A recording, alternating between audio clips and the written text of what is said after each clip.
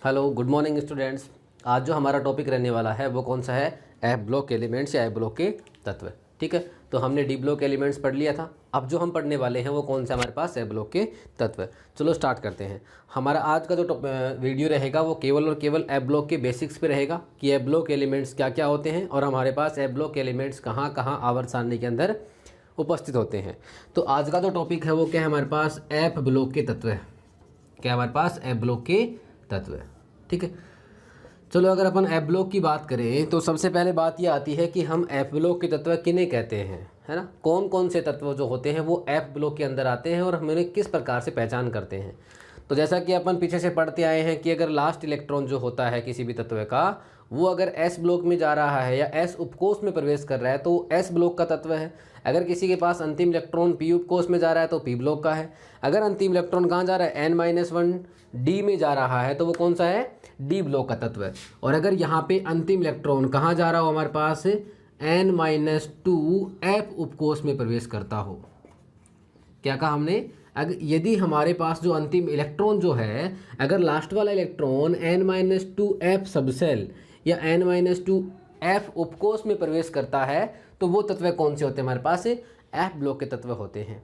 ठीक है, अब यहाँ पे जो एफ ब्लॉक का तत्व होता है उन एफ ब्लॉक के तत्वों में क्या होता है? जो बाहर के 3 कोष होते हैं, बाहरी जो 3 कोष होते हैं वो कैसे होते हैं? अपूर्ण होते हैं।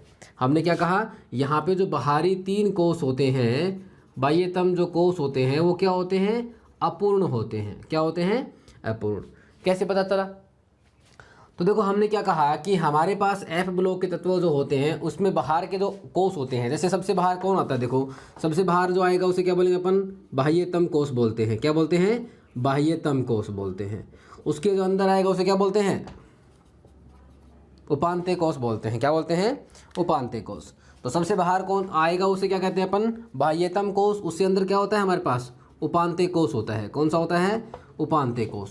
और उससे अंदर कौन होता है हमारे पास? पूर्व उपांत्य कोष होता है। क्या होता है? पूर्व उपांत्य कोष होता है। ठीक है, तो यहाँ पे देखो अगर मैं कुछ इस तरीके से लिखता हूँ, यहाँ पे n-2 लिख दिया, यहाँ पे n-1 डी लिख दिया और यहाँ पे मैंने n-2 एफ लिख दिया। ठीक है, तो यहाँ पे देखो ये जो s वाला है, अगर मैं इसकी बात करूँ तो ये जो s वाला है, ये s वाला क्या है हमारे पास? बाह्यतम कोष है। n वाला क्या है? यहाँ पे n क्या है? बाह्यतम कोष।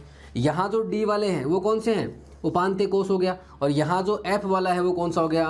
पूर्व उपांत्य कोष हो गया। क्या हो गया? पूर्व उपांत्य कोष। तो हम क्या कहते हैं कि हमारे पास जो एफ ब्लॉक के तत्व होते हैं उसमें बाहरी जो कोष होते हैं वो कौन कौन? बाहरी कोष कौन कौन सा? यहाँ पे उपांत्य कोष और पूर्व उपांत्य कोष हो गया। ये क्या होते हैं हमारे पास? अपूर्ण होते हैं। क्या होते हैं? अपूर्ण होते हैं। अब एक छोटी सी बात समझना आप, हमने क्या कहा कि हमारे पास यहाँ जो एफ ब्लॉक के तत्व आ रहे हैं, हमारे पास यहाँ पे एफ ब्लॉक के तत्व आ रहे हैं, उन्हें हम क्या कहते हैं? अंतः संक्रमण तत्व कहते हैं। क्या कहते हैं? अंतः संक्रमण तत्व कहते हैं। कैसे? कि यहाँ पे देखो डी जो होता है, जो डी होता है उस डी के हमने क्या कहा था? संक्रमण तत्व। डी ब्लॉक के तत्व होते हैं वो क्या कहलाते हैं? संक्रमण तत्व होते हैं। लेकिन हमारे पास जो एफ ब्लॉक के तत्व होते हैं उसमें जो इलेक्ट्रॉन होते हैं वो क्या होते हैं? डी से अंदर वाले कोष में भरे जाते हैं। हमने क्या कहा कि अगर एफ ब्लॉक का तत्व है तो इलेक्ट्रॉन कहाँ आएंगे? एफ कोष में आएंगे। तो आपके पास डी ब्लॉक के तत्व क्या थे? संक्रमण तत्व। एफ ब्लॉक में अगर आप इलेक्ट्रॉन भरोगे तो कहाँ जा रहे हैं? n-2 एफ में आ रहे हैं। तो जो इलेक्ट्रॉन भरे जा रहे हैं वो डी वाले से भी कहाँ जा रहे हैं? अंदर भरे जा रहे हैं। इसका मतलब हम क्या कहते हैं? एफ ब्लॉक के तत्वों को क्या कहते हैं? अंतः संक्रमण तत्व कहते हैं। क्या कहते हैं? अंतः संक्रमण तत्व। और इंग्लिश में अगर अपन बात करें तो क्या कहेंगे अपन? इनर ट्रांजिशन मेटल कहेंगे। क्या कहेंगे? Inner transition metal. तो हमने क्या कहा कि एफ ब्लॉक के तत्व क्या कहलाते हैं? आंतरिक संक्रमण तत्व कहलाते हैं या फिर अंतः संक्रमण तत्व कहलाते हैं? आंतरिक या फिर अंतः संक्रमण तत्व कहलाते हैं। एफ ब्लॉक में क्या कहा हमने? यदि किसी तत्व के अंतिम कोष में अंतिम इलेक्ट्रॉन जो n-2 एफ कोष में प्रवेश कर रहा है तो वो क्या हमारे पास है? एफ ब्लॉक का तत्व है। उसके अलावा हमारे पास क्या होता है कि एफ ब्लॉक के तत्वों में बाह्यतम कोष, उपांत्य कोष और पूर्व उपांत्य कोष सारे के सारे क्या होते हैं हमारे पास? अपूर्ण होते हैं। क्या होते हैं? अपूर्ण। अब बात करते हैं अपन एफ ब्लॉक के तत्व की। तो देखो एफ जो होता है उस एफ के पास कितने कक्षक होते हैं? देखो समझना आप, यहाँ पे एफ के पास कितने कक्षक होते हैं? कितने होते हैं? एफ जो होता है उसके पास कितने कक्षक होते हैं? तो F के पास कक्षक कितने होते हैं? 7 होते हैं। कितने होते हैं? 7 होते हैं। अगर आप किसी एक कक्षक की बात करोगे तो एक कक्षक के अंदर आप कितने इलेक्ट्रॉन भरते हैं? एक कक्षक में आप अधिकतम 2 इलेक्ट्रॉन फिल करते हैं। कितने करते हैं? 2 इलेक्ट्रॉन। तो यहाँ पे 7 में अधिकतम कितने इलेक्ट्रॉन हो जाएंगे? 14 इलेक्ट्रॉन हो जाएंगे। कितने हो जाएंगे? 14। मतलब यहाँ पे अधिकतम जो इलेक्ट्रॉन है, F उपकोष में भरे जाने वाले अधिकतम इलेक्ट्रॉन यहाँ पे कितने हो जाएंगे? 14 इलेक्ट्रॉन हो जाएंगे। कितने हो जाएंगे? 14 इलेक्ट्रॉन। इसका मतलब क्या होता है? यहाँ जो F ब्लॉक होता है उसमें आप अधिकतम 14 इलेक्ट्रॉन भर सकते हैं। तो यहाँ पे F ब्लॉक के तत्वों को हम 2 जगह पढ़ते हैं। क्या काम ने कि F ब्लॉक के तत्वों को हम 2 जगह पढ़ते हैं। कौन कौन सी 2 जगह? एक तो होता है F ब्लॉक का तत्व, उसे हम क्या कहते हैं? लेंथेनॉइड कहते हैं। क्या कहते हैं? लेंथेनॉइड। और दूसरी जो होता है वो कौन सा होता है हमारे पास? एक्टिनॉइड होता है। क्या होता है? एक्टिनॉइड। तो F ब्लॉक के तत्वों को 2 श्रेणी में बांटा गया है। एक तो कौन सी होती है? लेंथेनॉइड श्रेणी होती है, और दूसरी कौन सी होती है? एक्टिनॉइड श्रेणी होती है। अब आप जानते हैं कि आवर्त सारणी जो होती है उस आवर्त सारणी के कौन से आवर्त में, अगर अपन लेंथेनाइड की बात करें तो सबसे पहली बात ये आती है कि लेंथेनाइड में कुल तत्व कितने होते हैं? लेंथेनाइड में कुल तत्व कितने होते हैं? दूसरी बात अगर मैं यहाँ पे करूँ तो दूसरी बात क्या आती है हमारे पास कि लेंथेनाइड जो होता है वो कौन से आवर्त में आता है? तीसरी बात अगर यहाँ पे करें तो लेंथेनाइड जो होते हैं वो कौन से वर्ग में आते हैं? चौथी बात अगर अपन यहाँ पे करें तो लेंथेनाइड कहाँ से कहाँ तक होते हैं ना? लेंथेनाइड जो होते हैं उन्हें कहाँ से कहाँ तक होते हैं, या फिर ऐसा बोल सकते हैं कि लेंथेनाइड तत्वों को आप किस नाम से जानते हैं? तो क्या होगा हमारे पास यहाँ पे?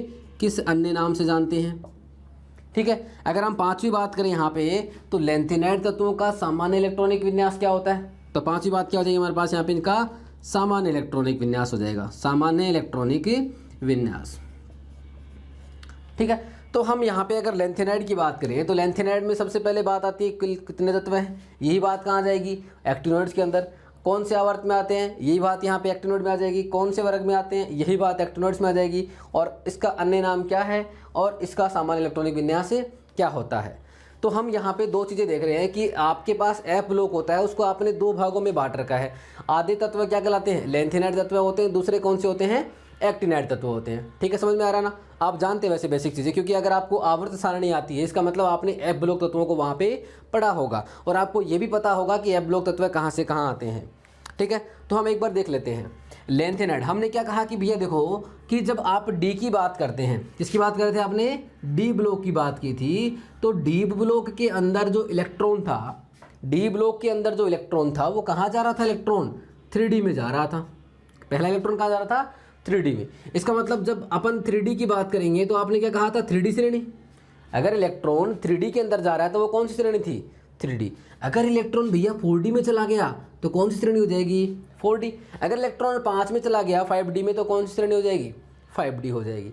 यहाँ पे अपन F ब्लॉक की बात करते हैं तो भैया देखो S जो होता है, आपको मैं एक बेसिक्स बता देता हूँ। S जो होता है वो S स्टार्ट होता है 1 नंबर से, 1S लिखते हैं अपन। P जो होता है वो स्टार्ट होता है 2 नंबर से, 2P लिखते हैं हमेशा अपन। D जो होता है वो हमेशा 3 से स्टार्ट होता है, हमेशा अपन क्या लिखते हैं? 3D लिखते हैं। और F जो होता है वो स्टार्ट होता है कितने से? 4 से स्टार्ट होता है। कहाँ से स्टार्ट होता है? 4 से। तो सबसे पहली बात क्या है हमारे पास कि जब इलेक्ट्रॉन जब आएगा F ब्लॉक के अंदर या F उपकोष के अंदर तो वो कौन से F उपकोष में आएगा? तो वो कौन से में आता है? 4F उपकोष में प्रवेश करता है। कौन से में करता है? 4F उपकोष में प्रवेश करता है। तो मैं यहाँ पे क्या लिखूंगा कि सबसे पहले इलेक्ट्रॉन कहाँ जा रहा है? 4F उपकोष में प्रवेश करता है। ठीक है, तो जो इलेक्ट्रॉन 4F उपकोष में प्रवेश करेगा तो वो कौन सी श्रेणी हो जाएगी हमारे पास? यहाँ पे सबसे पहले 4F श्रेणी हो जाएगी। कौन सी हो जाएगी? 4F श्रेणी। ठीक है। अगर मैं कहूँ कि दूसरा इलेक्ट्रॉन कहाँ जा रहा है, मान लो कि आगे जो इलेक्ट्रॉन आ रहे हैं अगर वो किसी में जा रहे हैं 5F में जा रहे हैं, कौन से उपकोष में जा रहे हैं? 5F में जा रहे हैं, तो श्रेणी कौन सी हो जाएगी? 5F श्रेणी हो जाएगी। कौन सी हो जाएगी? 5F श्रेणी। सर इसका क्या मतलब हो? तो देखो 4F श्रेणी, हमने क्या कहा कि इलेक्ट्रॉन अगर 4F के अंदर जा रहे हैं तो वो श्रेणी 4F श्रेणी होती है, और इस 4F श्रेणी को हमने क्या कहा था? लेंथेनॉइड तत्व कहते हैं। मतलब इस 4F श्रेणी में क्या होते हैं हमारे पास? लेंथेनॉइड्स होते हैं। क्या होते हैं? लेंथेनॉइड्स। 5F श्रेणी कौन सी हो जाएगी हमारे पास? एक्टिनॉइड्स हो जाएगी। कौन सी हो जाएगी? एक्टिनॉइड तत्व हो जाएंगी। ठीक है, इतनी बात समझ में आ गई ना। तो अब अपन इसको पूरा पढ़ते हैं ना कि लेंथेनाइड कहाँ आते हैं, एक्टिनाइड कहाँ आते हैं। इतनी बात आपको समझ में आ गई कि अगर इलेक्ट्रॉन 4f में जा रहा है तो वो 4f श्रेणी है, और 4f श्रेणी को अपन क्या कहते हैं, लेंथेनॉइड्स आते हैं 4f में। और 5f में जा रहा है तो वो 5f श्रेणी है, और कहाँ आते हैं, वो एक्टिनॉइड्स आते हैं उसके अंदर। ठीक है, तो सबसे पहले हमारे पास क्या आ गया, लेंथेनॉइड्स आ गया। क्या आ गया, लेंथेनॉइड्स आ गया। तो देखो लेंथेनॉइड जो होते हैं उसमें आपने क्या लिखा, पहला पॉइंट क्या है, कुल तत्व कितने होते हैं। तो लेंथेनॉइड के अंदर कुल तत्व कितने होते हैं, 14 होते हैं। कितने होते हैं, 14। और लेंथेनाइड में 14 तत्व होते हैं, वो कहाँ से कहाँ होते हैं। तो मैं कहूँ अगर आपके पास कि परमाणु क्रमांक कितने से लेकर कितने तक, तो आप सभी लोग जानते हैं लेंथेनॉइड्स जो होते हैं उस लेंथेनॉइड्स की संख्या या लेंथेनॉइड्स का नंबर आता है वो लेंथेनम के बाद आता है। मैं यहाँ पे लिख देता हूँ, लेंथेनॉइड किसके बाद आता है, लेंथेनम। और इस लेंथेनम को हम दर्शाते हैं La। क्या लिखते हैं, La।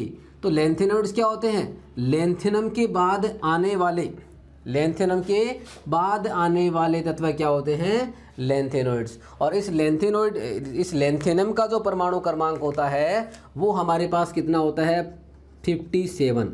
कितना होता है, 57। तो लेंथेनॉइड्स जो होते हैं वो 57 के बाद आते हैं, और 57 के बाद जो होता है वो होगा कौन, परमाणु क्रमांक कितना होगा, 58 होगा। कितना होगा, 58। तो परमाणु क्रमांक 58 से लेकर ये कितने होते हैं, टोटल 14 होते हैं। कितना हो जाएगा, 71 तक। तो लेंथेनॉइड होते हैं वो परमाणु क्रमांक 58 से लेकर परमाणु क्रमांक कितने तक होते हैं, 71 तक होते हैं। या फिर अगर अपन इसका नाम लिखें तो 58 जो परमाणु क्रमांक होता है वो किसका होता है, सीरियम का होता है। किसका होता है, सीरियम का। तो मैं क्या लिख दूं, सीरियम कितना होता है परमाणु क्रमांक, 58 से लेकर कहाँ तक होते हैं, ल्यूटेशियम तक होते हैं। कहाँ तक होते हैं, ल्यूटेशियम। ल्यूटेशियम का संकेत होता है Lu, और इसका परमाणु क्रमांक कितना होता है हमारे पास, 71 होता है। ठीक है, तो आपने क्या कहा कि लेंथेनाइड जो होते हैं वो परमाणु क्रमांक 58 से लेकर परमाणु क्रमांक 71 तक होते हैं, और यहाँ पे हमारे पास 58 परमाणु क्रमांक होता है सीरियम का, और 71 होता है हमारे पास ल्यूटेशियम। तो एफ ब्लॉक में लेंथेनाइड्स जो होते हैं वो सीरियम से लेकर ल्यूटेशियम तक शामिल होते हैं। कुल तत्वों की संख्या कितनी होगी हमारे पास, 14। कौन से वर्ग, कौन से आवर्त में आते हैं ना, अगला क्वेश्चन क्या है, कौन से आवर्त में आते हैं। तो तीसरा पॉइंट क्या हो गया हमारे पास, कौन सा आवर्त होता है। तो भैया लेंथेनॉइड जो होते हैं, किसकी बात कर रहे हैं अपन यहाँ पे, लेंथेनॉइड्स। तो लेंथेनॉइड्स कौन से आवर्त में आते हैं, सभी लोग जानते हैं। कौन से होते हैं, छठे आवर्त में होते हैं। कौन से होते हैं, 6th आवर्त में। तो लेंथेनॉइड्स होते हैं वो आवर्त सारणी के छठे आवर्त में उपस्थित होते हैं। 4th पॉइंट क्या है, वर्ग कौन सा होता है। तो लेंथेनाइड कौन से वर्ग में आते हैं, तो लेंथेनाइड्स जो होते हैं वो आवर्त सारणी में 3rd B वर्ग में आते हैं। अगर मैं कहूँ आज के हिसाब से तो कौन से आवर्त में आते हैं, वर्ग में आते हैं, 3रे वर्ग में आते हैं। देखो कैसे, आवर्त सारणी आपने देखी होगी सभी लोगों ने, कुछ इस तरीके से होती है ना, कुछ इस तरीके से हमारे पास आवर्त सारणी होती है। ठीक है, तो यहाँ जो लेंथेनाइड जो आते हैं, तो लेंथेनाइड देखो ये आपका पहला वर्ग हो गया, ये आपका दूसरा वर्ग हो गया, और ये कौन सा होता है हमारे पास, तीसरा वर्ग हो गया। तो इस तीसरे वर्ग के अंदर कौन आता है, लेंथेनाइड। अब ये ऊपर वाले तो वर्ग होते हैं और इधर वाला क्या होता है, आवर्त होता है। तो इधर से तीसरे वर्ग में आता है और इधर से छठे आवर्त में आता है। तो लेंथेनाइड क्या होते हैं, छठे आवर्त में आते हैं और तीसरे वर्ग में आते हैं। बात करते हैं अन्य नाम क्या होता है। तो लेंथेनाइड तत्वों का अन्य नाम क्या होता है, तो हम क्या कहेंगे कि लेंथेनॉइड्स जो होते हैं वो मृदा के अंदर क्या होते हैं, बहुत ही कम मात्रा में पाए जाते हैं। लेंथेनॉइड्स तत्व क्या होते हैं, मृदा के अंदर बहुत ही कम मात्रा में पाए जाते हैं। इन्हें क्या कहते हैं, दुर्लभ मृदा धातु तत्व कहते हैं। क्या कहा जाता है, दुर्लभ मृदा धातु तत्व भी कहा जाता है। किसको, लेंथेनॉइड्स को कहा जाता है। किसको कहा जाता है, लेंथेनॉइड्स को कहा जाता है। तो लेंथेनॉइड को क्या कहते हैं अपन, दुर्लभ मृदा धातु तत्व भी कहते हैं। इसका सामान्य इलेक्ट्रॉनिक विन्यास क्या होता है, इसको अपन यहाँ नहीं समझेंगे, क्योंकि देखो सबसे पहले अपन ये समझेंगे कि एफ ब्लॉक के तत्वों का सामान्य इलेक्ट्रॉनिक विन्यास क्या होता है, और वहाँ से अपन लेंथेनॉइड और एक्टिनॉइड की बात कर लेंगे। ठीक है, अब देखो यहाँ हम एक बात और कह सकते हैं कि लेंथेनॉइड्स जो होते हैं, अगर हमें लेंथेनॉइड्स को शॉर्ट में लिखना हो तो संकेत क्या होता है, तो लेंथेनॉइड्स का एक संकेत और होता है, उसे हम क्या लिखते हैं, LN। एल का मतलब क्या हो गया, लेंथेन, एन का मतलब क्या हो गया, नॉइड्स। तो यहाँ पे क्या बन गया Ln। तो लैंथेनॉइड्स को Ln संकेत द्वारा भी दर्शाया जाता है, या फिर इन्हें क्या कहते हैं, लैंथेनन कहते हैं, या लैंथेनोन। किसको? लैंथेनॉइड्स तत्वों को। कहाँ आते हैं? छठे आवर्त में आते हैं। कौन से वर्ग में आते हैं? तीसरे वर्ग में आते हैं। 58 से लेकर 71 तक होते हैं, और सीरियम से लेकर ल्यूटेशियम तक बोल सकते हैं। ठीक है, अब हम बात करेंगे किसकी? एक्टिनोइड्स की बात करते हैं। किसकी बात करते हैं? एक्टिनोइड्स की बात करते हैं।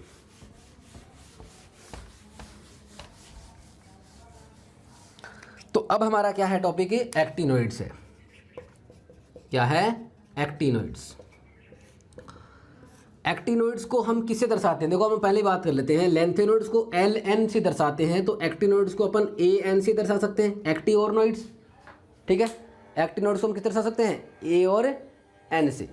तो एक्टिनोइड्स क्या होगा हमारे पास? An से दर्शाते हैं।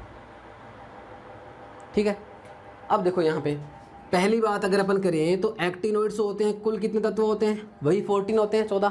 कहाँ से कहाँ तक होते हैं? तो हम जानते हैं कि एक्टिनोइड्स जो होते हैं वो किसके बाद आते हैं? एक्टिनियम के बाद आते हैं। किसके बाद? एक्टिनियम। और एक्टिनियम का संकेत होता है Ac। क्या होता है? Ac। और Ac जो एक्टिनियम होता है उसका परमाणु क्रमांक कितना होता है? 89 होता है। कितना होता है? 89। तो एक्टिनोइड्स जो होते हैं वो किसके बाद आते हैं? एक्टिनियम के बाद आते हैं। किसके बाद आते हैं? एक्टिनियम के बाद। ठीक है, एक्टिनियम के बाद जो आएगा वो परमाणु क्रमांक कितना होगा? 89 की बात कौन आता है? 90 आता है। तो हम क्या पढ़ेंगे, क्या कहेंगे कि ये कहाँ से कहाँ तक होते हैं? तो परमाणु क्रमांक कहाँ से लेकर 90 से लेकर कितने होते हैं? ये 14 होते हैं। तो 90 से लेकर कितना हो जाएगा? 103 तक। तो एक्टिनोइड्स तत्व कहाँ से कहाँ होते हैं? परमाणु क्रमांक 90 से लेकर 103 तक होते हैं। अब 90 जो परमाणु क्रमांक होता है वो किसका होता है? थोरियम का होता है। किसका होता है? थोरियम। और इस थोरियम को दर्शाते हैं अपन TH से दर्शाते हैं। किसे? TH से। और परमाणु क्रमांक कितना होगा हमारे पास? 90। तो थोरियम से लेकर हमने क्या कहा कि एक्टिनोइड्स जो होते हैं वो कहाँ से कहाँ होते हैं? 90 से लेकर 103 परमाणु क्रमांक तक होते हैं। और अगर अपन परमाणु लिखें तो 90 परमाणु क्रमांक किसका होता है? थोरियम का। और यहाँ लास्ट कौन होता है हमारे पास? लोरेंशियम। क्या होता है? लोरेंशियम होता है। और लोरेंशियम को अपन दर्शाते हैं Lr से, और इसका परमाणु क्रमांक कितना होता है? 103 होता है।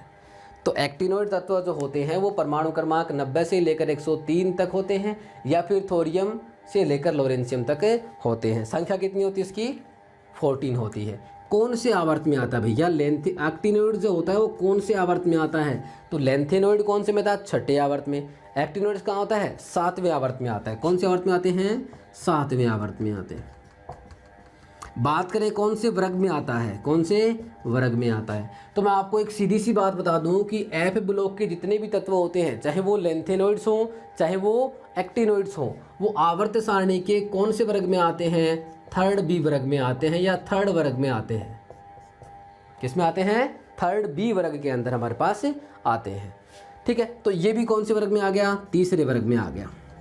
कौन से वर्ग में आ गया? तीसरे वर्ग में आ गया। ठीक है, अब बात करते हैं इसका अन्य नाम क्या हो सकता है। हमारे पास जो एक्टिनोइड्स हैं उस एक्टिनोइड्स का अन्य नाम क्या हो सकता है? तो देखो नाम से ही पता लग रहा है, एक्टिव। एक्टिव का मतलब क्या है? सक्रिय।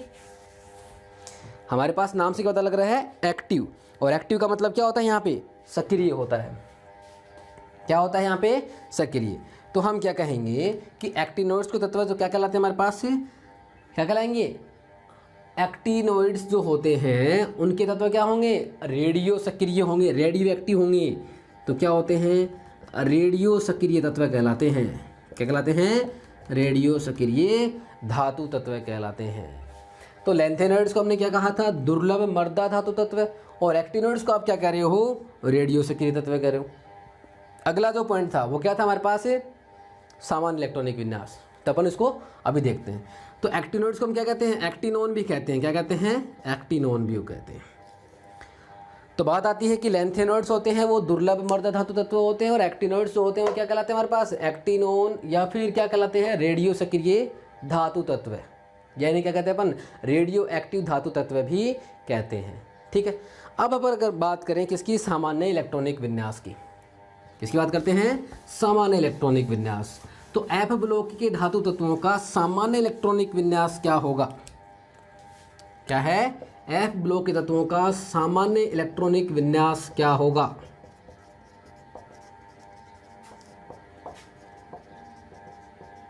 तो देखना जरा, सामान्य इलेक्ट्रॉनिक विन्यास क्या होगा? सबसे बाहर कौन आएगा? NS आएगा।